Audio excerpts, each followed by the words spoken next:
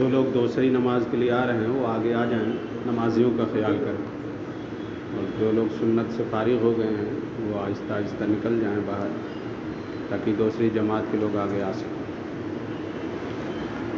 بسم اللہ الرحمن الرحیم۔ الحمد للہ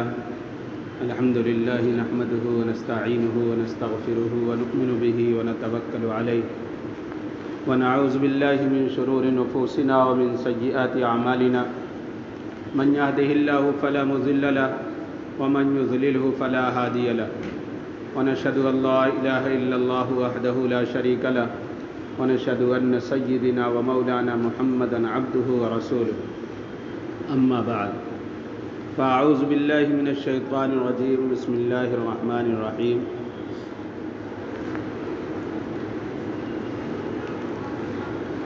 یا ایھا الذین آمنوا استعینوا بالصبر والصلاة ان اللہ مع الصابرین، وقال انما یوفی الصابرون اجرهم بغیر حساب، صدق اللہ العظیم۔ گرامی قدر حضرات اور معزز سامعین،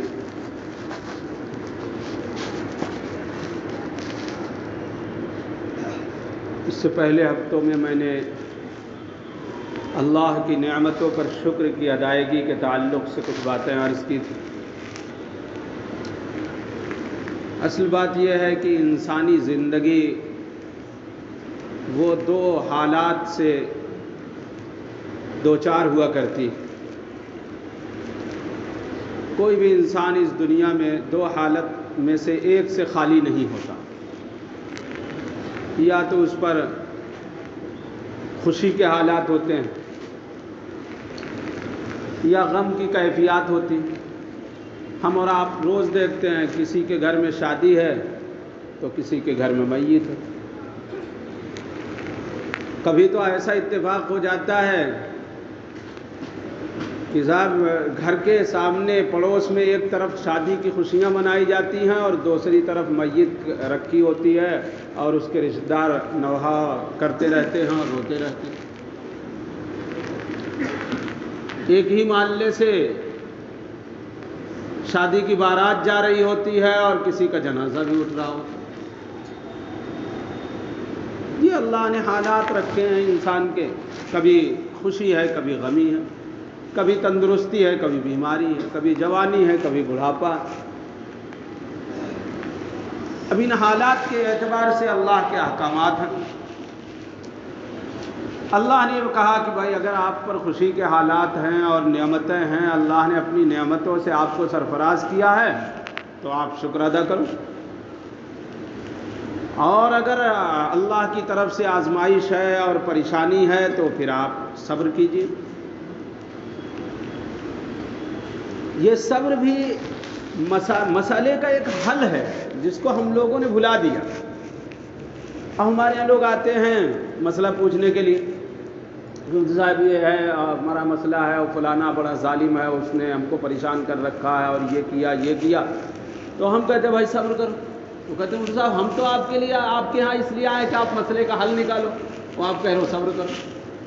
بھئی اللہ نے اس کو کہا ہے قرآن مجید کے اندر کہ یہ بھی مسئلے کا ایک حل ہے کہ آپ صبر کر لے جاؤ، اور اپنے نبی صلی اللہ علیہ وسلم کو اللہ تعالیٰ حکم دے رہے ہیں وَاصْبِرْ كَمَا صَبَرَ أُولُو الْعَزْمِ مِنَ الرُّسُلِ وَلَا تَسْتَعْجِلْ لَهُ، آپ صبر کیجیے، اور یہ تنہا آپ نہیں کریں گے، كَمَا صَبَرَ أُولُو الْعَزْمِ مِنَ الرُّسُلِ، عظیمت والے جو بڑے بڑے رسول گزرے ہیں انہوں نے جیسا صبر کیا ویسا آپ صبر کیجیے۔ تو حالات تو آئیں گے، ان حالات پہ صبر کرنا بھی ایک حل ہے مسئلے۔ فرمایا وَلَا تَسْتَعْجِلْ لَهُ، جلد بازی مت کیجئے کہ جلدی اللہ کا عذاب آ جائے، جلدی اللہ کی پکڑ آ جائے، اور یہ لوگ تو ہم کو پریشان کرتے ہیں تو ان کو دنیا میں رہنے کا حق نہیں ہے۔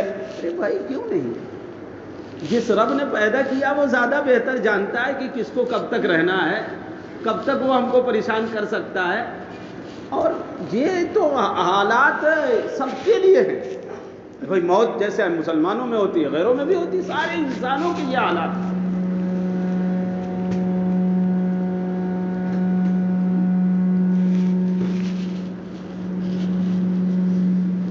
یہ حالات سارے لوگوں میں آتے ہیں، موت یا بیماری، پریشانی، قرض، کاروبار کا نہ چلنا، یہ سارے لوگوں کے حالات ہیں۔ اب اس پہ تھوڑا صبر کرنا چاہیے، پتہ چلا کاروبار نہیں چل رہا ہے، چلو بابا کے۔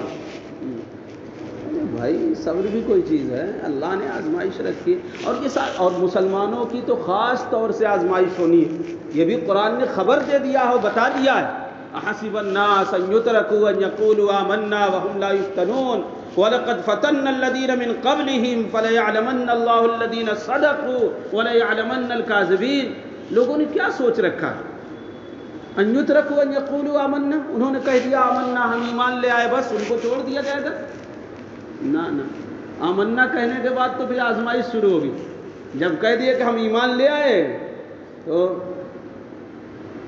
وَلَقَدْ فَتَنَّ الَّذِينَ مِنْ قَبْلِهِمْ، پہلے لوگوں کو بھی آزمائش میں ڈالا گیا تھا۔ اور یہ اللہ اس لیے کرتا ہے تاکہ اللہ جان لے کہ کون لوگ یہ کہنے میں سچے ہیں کہ ہم ایمان لے آئے۔ ہم ایک اللہ پر لے آئے ایمان، تو اس میں آپ سچے بھی ہیں یا جھوٹے بھی ہیں، اس کو جاننے کے لیے اللہ تعالیٰ آزمائش لے آتا ہے۔ میں افحسبتم ان تدخلوا الجنہ ولما یأتکم مثل الذین خلوا من قبلکم مستهم البأساء والضراء وزلزلوا حتى يقول الرسول والذین آمنوا معه متى نصر اللہ۔ کیا تم نے یہ سمجھ رکھا ہے کہ تم ایسے ہی جنت میں داخل کر دیے جاؤ گے؟ افحسبتم ان تدخلوا الجنہ ولما یأتکم مثل الذین خلوا من قبلکم، جبکہ اب تک تمہارے اوپر وہ حالات نہیں آئے جو پہلے لوگوں پر آئے تھے۔ تمہاری بھی اس طرح آزمائش ہونی ہے جیسے پہلے لوگوں کی آزمائش ہوئی تھی۔ کیا آزمائش تھی ان کی؟ مستهم البأساء والضراء، ان کو مالی تنگی نے، جسمانی پریشانی نے پکڑ لیا تھا۔ وزلزلوا، اور ان کو ہلا دیا گیا تھا۔ حتی یقول الرسول والذین آمنوا معه متی نصر اللہ، یہاں تک کہ خود رسول اور ان کے ساتھ ایمان لانے والے یہ کہنے لگے تھے کہ اللہ کی مدد کب آئے گی؟ تو پھر اللہ نے ان کو بتایا کہ الا ان نصر اللہ قریب، گھبراؤ نہیں، اللہ کی مدد قریب ہے۔ یہ اللہ خبر دے رہا ہے کہ ایمان والوں کی آزمائش ہونی ہے۔ فرمایا لَتُبْلَوُنَّ فِي أَمْوَالِكُمْ وَأَنفُسِكُمْ وَلَتَسْمَعُنَّ مِنَ الَّذِينَ أُوتُوا الْكِتَابَ مِنْ قَبْلِكُمْ وَمِنَ الَّذِينَ أَشْرَكُوا أَذًى كَثِيرًا وَإِن تَصْبِرُوا وَتَتَّقُوا فَإِنَّ ذَلِكَ مِنْ عَزْمِ الْأُمُورِ۔ لَتُبْلَوُنَّ، یہ قرآن کا وعدہ ہے، لَتُبْلَوُنَّ فِي أَمْوَالِكُمْ وَأَنفُسِكُمْ، تمہاری ضرور آزمائش کی جائے گی، تم ابتلا میں ضرور ڈالے جاؤ گے، اپنے مالوں کے سلسلے میں بھی، اپنی جانوں کے سلسلے میں بھی، مال کی بھی آزمائش اور جان کی بھی آزمائش۔ وَلَتَسْمَعُنَّ مِنَ الَّذِينَ أُوتُوا الْكِتَابَ مِنْ قَبْلِكُمْ وَمِنَ الَّذِينَ أَشْرَكُوا أَذًى كَثِيرًا، اور ان لوگوں کی جانب سے جنہوں نے کفر کیا ہے اور جو اہل کتاب ہیں ان کی طرف سے تم بہت سی تکلیف دہ باتیں ضرور بھی ضرور سنو گے۔ وَلَتَسْمَعُنَّ، ضرور بھی ضرور سنو گے، تکلیف دہ باتیں سنو گے۔ کن کی طرف سے؟ غیروں کی طرف سے سننا پڑتا ہے۔ کرونا وائرس ہے، یہ لوگ سننا پڑا کہ نہیں پڑے گا؟ اللہ وعدہ کر رہا، کرونا بم ہے یہ لوگ۔ وَلَتَسْمَعُنَّ مِنَ الَّذِينَ أُوتُوا الْكِتَابَ مِنْ قَبْلِكُمْ وَمِنَ الَّذِينَ أَشْرَكُوا أَذًى كَثِيرًا۔ پھر کیا فرمایا؟ وَإِن تَصْبِرُوا وَتَتَّقُوا، اگر تم نے صبر کیا اور تم تقوی پر جمے رہے، فَإِنَّ ذَلِكَ مِنْ عَزْمِ الْأُمُورِ، یہ ہے بڑے معاملات میں سے، اللہ کے ہاں یہ بڑا معاملہ ہے، بڑی چیز ہے۔ اس لیے فرمایا یا ایھا الذین آمنوا اصبروا وصابروا ورابطوا واتقوا اللہ لعلکم تفلحون۔ اے ایمان والو، خود صبر کرو، وصابروا، اور دیکھو تم دوسروں سے صبر میں آگے بڑھ جاؤ، ورابطوا، اور اپنی سرحدوں کی حفاظت کرو، کیونکہ جب تم صبر کرو گے تو دشمن جو ہمارا شیطان ہے وہ ہمارے دل کی سرحد پر حملہ آور ہوگا اور ہمیں جزا فضا میں مبتلا کرنا چاہے گا، تو تم اپنے دل کی سرحدوں کی حفاظت کر لینا، اس میں اللہ کی طرف سے شکوہ شکایت نہ آنے پائے۔ واتقوا اللہ لعلکم تفلحون، اور تم اللہ کا تقوی اختیار کرو، یعنی یہ صبر بھی اللہ کے لیے ہونا چاہیے، اور یہ مصابرت بھی اللہ کے لیے ہونا چاہیے، اور یہ مرابطت یعنی سرحدوں کی حفاظت، اپنے دلوں کی حفاظت، یہ بھی اللہ کے لیے ہونا چاہیے۔ ایک بہت خاص بات جو سمجھنے کی ہے اس آیت کریمہ میں وہ یہ ہے کہ کوئی اچھا سے اچھا کام ہو لیکن وہ ابتغاء لوجہ اللہ ہونا چاہیے، اس میں اخلاص ضروری ہے، اللہ کی رضا کے لیے ہونا چاہیے۔ صبر بہت اچھی چیز ہے، بہت اعلیٰ مقام ہے، صابرین کا مقام کیا کہنا، لیکن اللہ کہتا ہے یہ صبر، بلکہ اس سے اوپر کی چیز مصابرت، اور اس کے اوپر کی چیز مرابطت، بلکہ اس سے اعلیٰ درجے کی چیز تقویٰ، یہ سب بھی کیا ہونا چاہیے، اللہ کے لیے ہونا چاہیے۔ اگر یہ چیزیں اللہ کے لیے نہیں ہیں یا اللہ کے بتائے ہوئے طریقے پر نہیں ہیں تو پھر کامیابی نہیں ہے۔ کامیابی کب ہے؟ اصبروا وصابروا ورابطوا واتقوا اللہ لعلکم تفلحون۔ اگر تم یہ کام کرو گے کہ خود کو صبر پر جماؤ گے اور دوسرے کے مقابل میں صبر پر غالب رہو گے اور اپنی سرحدوں کی حفاظت کرو گے، اللہ کے لیے تقوی اختیار کرو گے، لعلکم تفلحون، تو تم کامیاب ہو جاؤ۔ تو کامیابی کب ہے کہ بڑے سے بڑا جو بھی کام کیا جائے یا چھوٹے سے چھوٹا جو بھی کام کیا جائے وہ محض اللہ کی رضا کے لیے، محض اللہ کی رضا کے لیے۔ یہی چیز سیکھنی ہے، اس کا نام اخلاص ہے یا اخلاص نیت ہے، جو بھی آپ کہہ لیں اس کو، لیکن یہ کہ ہر کام محض اللہ کے لیے کرنا یہ سیکھنے کی چیز ہے۔ اس پر محنت کرنے کی ضرورت ہے کہ آدمی محنت کر کے اپنے کو اس طرح بنا لے کہ جو بھی چھوٹا یا بڑا کام کرے اس میں اس بات کا استحضار ہو کہ ہم اس کو کیوں کر رہے ہیں، کیا اس سے ہمارا اللہ راضی ہوگا، یا ہم کہیں اپنے خدا کو ناراض تو نہیں کر رہے ہیں، یا کسی اور مقصد کے لیے تو اس کام کو نہیں کر رہے ہیں، کوئی اور مقصد تو ہمارا نہیں، ہم جمعہ کیوں پڑھتے ہیں، نماز کیوں پڑھتے ہیں، زکوٰۃ کیوں دیتے ہیں، حج ہم نے کیوں کیا، کہیں یہ نیت تو نہیں تھی کہ حاجی صاحب کہلوائیں، کہیں یہ نیت تو نہیں تھی کہ لوگ ہم کو جانے کیا فلانے حاجی صاحب ہیں، سیٹھ صاحب ہیں، حج کرنے کے لیے گئے۔ اپنی نیتوں کو ٹٹولنا، اس کے اندر اخلاص پیدا کرنا اور محض اللہ کے لیے ہر کام کرنا، اسی طرح صبر بھی محض اللہ کے لیے کرنا۔ جو بھی حالات آتے ہیں، جو بھی حالات آتے ہیں، صبر نام ہی اسی کا ہے کہ انسان اپنے کو ان حالات پر روک لے، اللہ کے احکامات پر روک لے، اللہ کی منع کی ہوئی چیزوں سے روک لے اپنے کو، محض اللہ کی رضا کے لیے۔ اس لیے علامہ ابن تیمیہ رحمۃ اللہ علیہ نے جو تعریف کی ہے صبر کی، فرمایا ہوا الحبس عما نہى اللہ وما امر اللہ وعلی ما امر اللہ ابتغاء لوجہ اللہ۔ اللہ نے جن چیزوں سے منع کیا ہے اس سے اپنے نفس کو روکنا، اللہ نے جن کاموں کا حکم دیا ہے اس پر اپنے کو روکنا، اللہ نے جو آزمائشیں ڈالی ہیں ان پر جزا فضا کرنے سے اپنے کو روکنا، محض اللہ کی رضا کے لیے۔ اس کا نام صبر ہے کہ ہماری زبان پر شکوہ نہ آئے، شکایت نہ آئے۔ ہم یہاں صاحب جہاں دیکھو شکایت کا دفتر ہی کھولے بیٹھا ہوا، کیا کریں، ہمارے تو حالات اچھے نہیں، ہمارا کاروبار نہیں چل رہا ہے، ہماری نوکری نہیں لگ رہی ہے، ہم اس طرح پریشان۔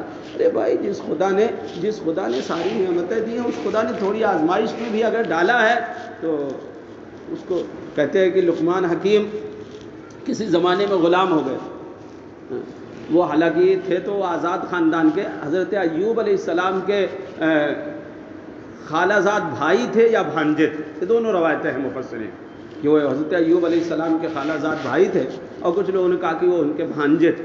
ایوب علیہ السلام تو امام الصابرین ہیں، آپ جانتے ہیں، میں سنا ہوگا انشاءاللہ واقعہ حضرت ایوب علیہ السلام کا، بھی آج تو گنجائش نہیں ہے اس کی، لیکن پھر انشاءاللہ حضرت ایوب علیہ السلام امام الصابرین، صابرین کے امام، صبر کرنے والوں، 18 سال تک اللہ نے ان کو آزمائش میں ڈالا، اور اس آزمائش میں ایسا پورے اترے کہ اللہ تعالیٰ نے ان کو سرٹیفکیٹ بھی دیا اور گفٹ بھی دیا، اوپر سے تمغہ بھی دیا۔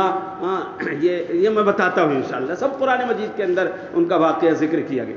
حضرت لقمان حکیم کا جو واقعہ میں نے ذکر کرنا چاہ رہا تھا کہ لقمان حکیم جو آزاد آدمی تھے، لیکن کسی زمانے میں کسی نے ان کو پکڑ لیا، تھوڑا کالے کلوٹی تھے، تو جو سب سوچا کوئی ہفتی ہے اور ان کو غلام بنا لیا، تو غلام بنا کر کے ان کو بیچ دیا۔ اور جس آقا کے پاس وہ گئے، ذرا خیر ٹھیک تھا، وہ آقا رحم دل تھا، تو اس کے یہاں وہ رہتے تھے اور اپنا عبادت کرتے تھے، اس کے ساتھ کام دام بھی کرتے تھے۔ تو ایک روز وہ بڑا مانتا تھا، بہت مانتا تھا حضرت لقمان کو بہت مانتا تھا۔ تو ایک مرتبہ وہ اپنے کھیت پر ان کو لے کر کے گیا، کھیت پر لے کر کے گیا، اور وہاں ککڑیاں بوئی ہوئی تھی، کھیرے، اور اس میں سے کھیرے ٹوٹ رہے تھے، مزدور لوگ توڑ رہے تھے، تو اس نے کہا لقمان حکیم سے کہ ذرا یہ لو ککڑی کھاؤ، دیکھو کیسی۔ وہ کاٹ کاٹ کر کے ان کو دیتا رہا اور وہ کھاتے رہے۔ اور جب اس نے کہا اچھا ذرا میں بھی ایک کاش اس کی چکھتا ہوں، اور جب منہ پر رکھا زبان پہ، تو انتہائی کڑوا کھیرا تھا، اس کی زبان اینٹ گئی، اتنا کڑوا۔ اس نے کہا لقمان تم نے بتایا بھی نہیں کہ یہ اتنا کڑوا ہے، تم کھاتے چلے جا رہے ہو مزے سے۔ تو حضرت لقمان نے کہا کہ جن ہاتھوں سے میں نے کئی برسوں سے نعمتیں کھائی ہیں، اگر آج اس ہاتھ سے مجھے کوئی کڑوی چیز مل گئی تو کیا میں واویلا کرنے لگوں، شکایت کرنے لگوں؟ یہ مجھے زیب نہیں دیتا۔ ہمیں بھی یہ سوچنا چاہیے کہ جو خدا ہمیں نعمتوں پر نعمتیں دیتا چلا جا رہا ہے، جس نے ہمیں زندگی دیا، جس نے ہمیں جوانی دیا، جس نے ہمیں صحیح سالم اعضاء دیے، جس نے ہمیں بیماری سے بچایا، جس نے ہمیں روزی دیا، جس نے ہمارے کھانے کا کتنی نعمتیں ہیں صاحب، جس کو گنائیں گے، لاکھوں کروڑوں نعمتیں، بلکہ بے شمار نعمتیں ہر انسان کے پاس ہے۔ اس آقا کی طرف سے اگر کوئی پریشانی آ جائے اور انسان واویلا کرنے لگے، تو کیا یہ انسان کو زیب دیتا ہے؟ یہ انسان کے لیے مناسب ہے کہ وہ اس خدا کی شکایت کرے؟ ہمیں شکایت زبان پر نہیں لانا چاہیے، بلکہ صبر کرنا چاہیے، پھر اس اجر کی امید رکھنا چاہیے جو اللہ نے صبر کرنے والوں کے لیے جس کا وعدہ کیا۔ فرمایا انما یوفی الصابرون اجرهم بغیر حساب، صبر کرنے والوں کو پورا بدلہ دیا جائے، اور وہ بھی بغیر حساب کے ان کا پورا بدلہ دیا جائے۔ حدیث شریف کے اندر، اس کی شرح کے اندر آتا ہے کہ میدان محشر جب بپا ہوگا، اور آپ جانتے ہیں بڑا کٹھن مسئلہ وہ ہوگا، بڑا مشکل معاملہ ہوگا، سارے لوگ اپنے اعمال کے بقدر پسینے میں ہوں۔ حدیث شریف کے مطابق کسی کا پسینہ اس کے ٹخنے تک ہوگا، کسی کا گھٹنے تک، کسی کا کمر تک، اور کسی کا پسینہ اس کے منہ میں لگام لگائے ہوئے ہو، اتنا پسینہ، کیونکہ سورج صرف 1.25 میل کی دوری پر ہوگا، سورج صرف 1.25 میل کی دوری پر ہوگا۔ آپ تو جانتے ہیں قیامت میں یہ سارے آسمان و زمین سب تباہ و برباد ہو جائیں گے، زمین بھی ٹوٹ پھوٹ کا شکار ہو جائے گی، آسمان بھی، سورج، ستارے، تارے سب جھڑ کر کے بے نور ہو جائیں گے، چاند ستارہ کچھ بھی باقی نہیں رہے گا۔ جب قیامت کا یہ زلزلہ شروع ہوگا، قرآن کہتا ہے اذا زلزلت الارض زلزالها واخرجت الارض اثقالها، اس زمین کو پوری قوت کے ساتھ جھجھوڑ دیا جائے گا۔ فرمایا اذا السماء انشقت، جو آسمان پھٹ جائے گا۔ کبھی قرآن کہتا ہے اذا السماء انفطرت، آسمان کے ٹکڑے کر دیے جائیں گے۔ واذا النجوم انکدرت، ستارے بے نور ہو کر کے جھڑ پڑیں گے۔ اذا الشمس کوورت، سورج بھی بے نور ہو جائے گا اور ٹوٹ پھوٹ کا شکار ہو جائے گا، کوئی بھی چیز صحیح سالم باقی نہیں رہے گی۔ یہ نفخہ اولا کے وقت ہوگا، یعنی جب پہلی مرتبہ حضرت اسرافیل علیہ السلام سور پھونکیں گے، تو اس وقت یہ ساری چیزیں دنیا کی تباہ ہو جائیں گی۔ 40 سال کا وقفہ اسی طرح گزرے گا، ساری چیزیں منہدم، اور صرف زمین پر پانی۔ 40 سال کے بعد پھر یہ زمین جب خشک ہوگی، نفخہ ثانیہ ہوگا، اس وقت پھر سے اللہ تعالیٰ یہ ساری چیزیں بنائے گا۔ یہ زمین بھی دوسری ہوگی، آسمان بھی دوسرا ہوگا، سورج بھی دوسرا ہوگا، چاند اور ستارے بھی دوسرے ہوں گے، سب کو پھر سے بدل دیا جائے گا۔ قرآن خود کہتا ہے یوم تبدل الارض غیر الارض والسماوات وبرزوا للہ الواحد القہار، جس دن زمین کو دوسری زمین سے بدل دیا جائے گا، آسمان کو بھی دوسرے آسمان سے بدل دیا جائے گا، اس وقت سورج 1.25 میل کی دوری پر ہوگا۔ آپ بتاؤ آج کروڑوں میل کی دوری پر سورج، ہمارا کیا حال ہوتا ہے گرمی میں، اس وقت انسان کا کیا حال ہوگا؟ انتہائی پریشان، سارے لوگ اپنے اعمال کے بقدر پسینوں میں، انبیاء اکرام کی حالتیں دیگرگوں ہوگی، وہ بھی اللہ سے سفارش کرنے کی ہمت نہیں کر پا رہے ہوں گے۔ ایسے وقت میں ایک آواز آئے گی، این الصابرون، ارے صبر کرنے والے کہاں ہو؟ صبر کرنے والے کہاں ہو؟ قوموا، کھڑے ہو جاؤ۔ یہ فرشتہ آواز دے رہا ہوگا۔ صبر کرنے والے اپنی مصیبتوں پر، اپنے امراض پر، اپنی پریشانیوں پر، اپنی غربت پر، اپنے فقر پر، اپنی مسکنت پر، اپنے لاڈلوں کے فوت ہونے پر جو صبر کرنے والے ہیں وہ کھڑے ہوں گے، اور جب یہ کھڑے ہوں گے تو ان سے کہا جائے گا ہلمو، چلو، اور ان کو فرشتے لے کر کے جنت کے دروازے پر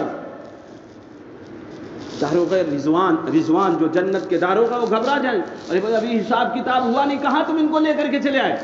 ابھی تو میزان عمل قائم نہیں کیا گیا، ابھی لوگوں کا حساب ہوا نہیں، اور اللہ نے مجھے کہا ہے لوگوں کا حساب ہوگا، ان کا نام عمل ان کے دائنے ہاتھ میں دیا جائے گا، پھر اس کے بعد جنت کا گیٹ کھولنا۔ ابھی میں کیسے جنت کا گیٹ کھول دوں؟ جو فرشتے لے کر کے جائیں گے، بھائی ہم کو تو یہ حکم ہے تم ان کو لے کر کے جاؤ، تم ان کو لے کر کے جاؤ، ہم لے کر کے آئے ہیں، اب تم جانو، تمہارا کام جانے۔ تو وہ پوچھیں گے، رضوان جو جنت کے داروغہ ہیں اللہ تعالیٰ سے پوچھیں گے کہ اللہ تعالیٰ آپ نے تو کہا تھا کہ حساب کے بعد جنت کا گیٹ کھولنا، یہ لوگ پہلے آ گئے، کیا کیا جائے؟ تو اللہ تعالیٰ فرمائیں گے ارے بھائی تم نے میرا فیصلہ نہیں سنا تھا، انما یوفی الصابرون اجرهم بغیر حساب، کہ میں صبر کرنے والوں کا اجر، صبر کرنے والوں کا بدلہ پورا دے دوں گا حساب سے پہلے، بغیر حساب کے۔ بھلے ان کا حساب نہیں ہوا لیکن ان کے لیے گیٹ کھولو، ان کے لیے دروازہ کھولو، یہ بغیر حساب کے اللہ کی جنت میں داخل ہونے والے لوگ۔ صاحب اس وقت کے بارے میں حدیث شریف کے اندر آیا ہے کہ اہل بلایا جن کو اللہ نے آزمائشوں میں ڈالا ہے اس دنیا کے اندر، وہ یہ سوچیں گے کہ جو یہ بدلہ دیا جا رہا ہے پھر جنت کے اندر جو ان کا اعزاز اور اکرام اور جو نعمتوں سے نوازا جائے گا، تو وہ یہ خواہش کریں گے کہ کاش کہ دنیا کے اندر ہمارے بدن کے چمڑوں کو قینچیوں سے کاٹا گیا ہوتا اور آج ہم کو اس سے بھی اچھا بدلہ ملتا۔ تو یہ صبر کی جزا اللہ تعالیٰ نے بہت ہی تفصیل کے ساتھ قرآن مجید کے اندر اس کو بیان کیا گیا ہے، اور بہت ساری جگہوں پر بیان کیا گیا ہے کہ اللہ تعالیٰ صبر کے معاملے میں کتنا جو ہے لوگوں پر انعامات کرنے والا اور لوگوں پر کس طرح کی انعامات کی بارش کرنے والا۔ لیکن ہاں بس یہ ہے کہ میں نے بتایا کہ وہ صبر اللہ کے لیے ہونا چاہیے، مصائب اور آلام یہ اللہ کی طرف سے آتے ہیں، اس کا ہمیں یقین ہونا چاہیے۔ اس لیے علماء نے لکھا ہے کہ دیکھو صبر کے 3 درجات۔ پہلا درجہ تو صبر کا یہ ہے کہ آدمی حرف شکایت اپنی زبان پر نہ لے آئے، حرف شکایت اپنی زبان پر نہ لے آئے کہ اللہ کی طرف سے یہ چیز آئی ہے، جو بھی پریشانی ہے، جو غم ہے، جو مصیبت ہے، وہ اللہ کی طرف سے آئی ہے، تو ہم اس پر کیسے شکایت کریں؟ اور میں نے بتایا بھی آپ کو کہ ہم کو شکایت کرنے کا کوئی حق بھی نہیں پہنچتا۔ دوسرا درجہ صبر کا یہ ہے کہ آدمی ہر اس چیز پر راضی رہے جو خدا کی طرف سے آئے۔ اس کو کہا گیا پہلا درجہ وہ صبر جو ہے وہ تائبین کا صبر، اور دوسرے درجے کا صبر وہ زاہدین کا صبر ہے۔ زاہدین کا صبر یہ ہے کہ وہ اللہ کی طرف سے آنے والی ہر مصیبت اور ہر پریشانی پر بھی راضی رہتے ہیں۔ حرف شکایت ان کے زبان پر تو آتا نہیں، بلکہ رضا بالقضاء کا جذبہ ان کے اندر ہوتا ہے کہ اللہ کا جو بھی فیصلہ ہے ہم اس پر راضی۔ رضا بالقضاء اس کو کہتے ہیں، تسلیم و رضا، اللہ کے فیصلے پر راضی ہونا، کہ راضی ہیں ہم اسی پر جس پر ہیں آپ راضی، راضی ہیں ہم اسی پر جس پر ہیں آپ راضی، اے مولا جس پر آپ راضی ہیں اسی پر ہم بھی راضی۔ اور تیسرا درجہ صبر کا ہے وہ صدیقین کا صبر ہے۔ صدیقین کا صبر ہے کہ وہ مصیبتوں کے نہ آنے پر انہیں گھبراہٹ پیدا ہوتی ہے، مصیبتوں کے آنے پر وہ خوش ہوتے ہیں کہ اللہ تعالیٰ، حدیث شریف میں بھی ہے کہ اللہ تعالیٰ جن لوگوں سے محبت کرتا ہے ان کو آزمائش اور ابتلا میں مبتلا کرتا ہے، لہذا اگر آزمائش نہیں آتی تو کہیں اللہ ہم سے ناراض تو نہیں ہے، یہ گھبراہٹ انہیں پیدا ہوتی ہے۔ تو اس طرح کے جو درجات ہیں صبر کے وہ ہمیں حاصل کرنے چاہیے کہ صبر کا اعلیٰ درجہ ہم حاصل کریں۔ انشاءاللہ اور تفصیل ہم آئندہ ہفتہ بیان کریں گے۔ اللہ تعالی ہم سب کو عمل کی توفیق عنایت فرمائے۔ وما علینا الا البلاغ۔